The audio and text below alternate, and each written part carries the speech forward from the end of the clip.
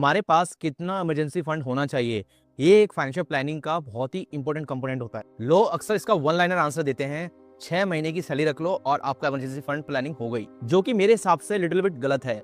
क्योंकि कभी भी इमरजेंसी फंड का फिगर निकालने के लिए हमें ये पता होना चाहिए आपका मंथली खर्चा कितना है, आपको डिपेंडेंट कितने हैं, आपकी जॉब कैसी है।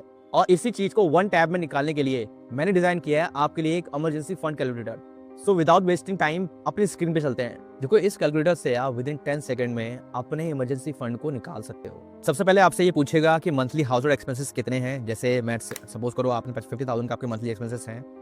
अब आपसे पूछेगा जॉब टाइप क्या है।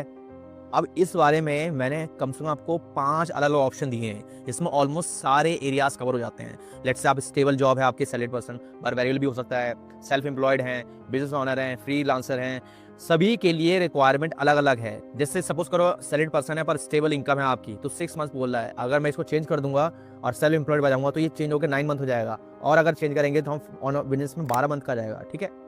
अब ये पूछेगा अगला क्वेश्चन कि आपके पास हेल्थ इंश्योरेंस कवर है या नहीं। हेल्थ इंश्योरेंस कवर होना बहुत जरूरी है। अगर नहीं होगा तो क्या होगा, आपको वो एक्स्ट्रा 2 महीने का ऐड करने के लिए बोलेगा based on your profile. Let's say अगर आपके पास है तो ये 2 मंथ गायब हो गए, बट अगर आपके पास नहीं है तो ये 2 मंथ एक्स्ट्रा ऐड करने के लिए कह रहा है। और ये भी चेंज होता है, बिजनेस ओनर के लिए भी यहाँ पे 2 मंथ का ऐड करने के लिए बोलता है ये। और फिर ये अगले कॉलम आपसे ये पूछेगा कि एग्जिस्टिंग इमरजेंसी फंड कितना है आपके पास। लेट्स से मेरे पास ऑलरेडी 3 लाख रुपीज पड़े हुए हैं, तो मैं इसको 3 लाख रुपीज इसमें ऐड कर दूंगा। अब 3 लाख रुपीज हैं तो इसने बोला कि पार्शियली कवर्ड है, पर अगर यहीं पे अगर ये 1 लाख रुपीज होता तो ये बोलता है एट रिस्क, मतलब आपने बहुत ही कम किया है, इसको और क्रिएट कीजिए। अगर मेरे पास टोटल रिक्वायरमेंट के हिसाब से मेरे से 5 लाख रुपए पड़े हुए थे, ठीक है, तो ये बोलता फुली कवर्ड। ठीक है, this is how it's very amazing. अब अपनी पर्सनल डिटेल डालने के बाद इस कॉलम में आते हैं रिकमेंडेड इमरजेंसी फंड कि कितने मंथ्स का रिक्वायर्ड है। अगर आप बेसिकली स्टेबल जॉब में हैं तो आपको 6 मंथ, बिजनेस ओनर है तो 12 मंथ का आ जाएगा। ठीक है, अभी हम फिलहाल सैलरीड एम्प्लॉय की ही बात करते हैं।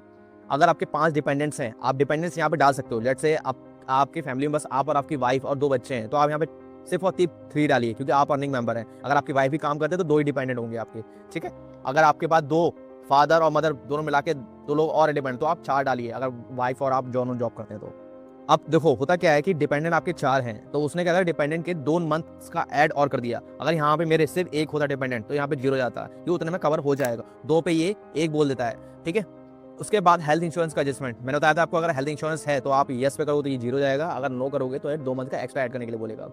इमरजेंसी फंड रिक्वायर्ड, अब यहाँ पे टोटल मंथ कितने रिक्वायरमेंट, जैसे आपको अभी टोटल मंथ 9 मंथ का बोल रहा है कि 9 मंथ वेरी मिनिमम आपको इमरजेंसी फंड क्रिएट करना ही पड़ेगा, और 1 मंथ का खर्चा आपको 50,000 का है, तो टोटल आपका कितना हो गया, 4,50,000 रुपए का आपका खर्चा है पूरे इमरजेंसी फंड का।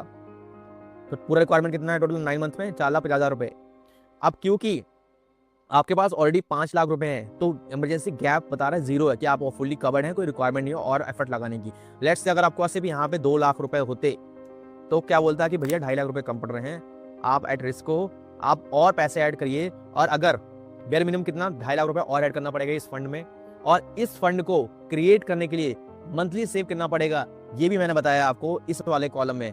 ये कहता है कि अगर आप 2.5 लाख रुपए आने वाले 12 महीने में ऐड करना चाह रहे हैं अपने इमरजेंसी फंड में, तो आप बेयर मिनिमम मंथली 20,000 रुपए सेव करना पड़ेगा, तब जाके आप 2.5 लाख रुपए क्रिएट कर पाओगे आने वाले टाइम में। अगर आपको ये टूल पसंद आया और आप खुद ये टूल यूज करना चाहते हैं तो कमेंट कीजिए EF, मैं ये टूल पिन कमेंट में शेयर कर दूंगा। तब तक वीडियो को लाइक कर दीजिए, चैनल को सब्सक्राइब कर लीजिए, क्योंकि मैं ऐसे ही नए नए टूल्स आपके लिए लेकर आता रहता हूँ। Thanks for watching.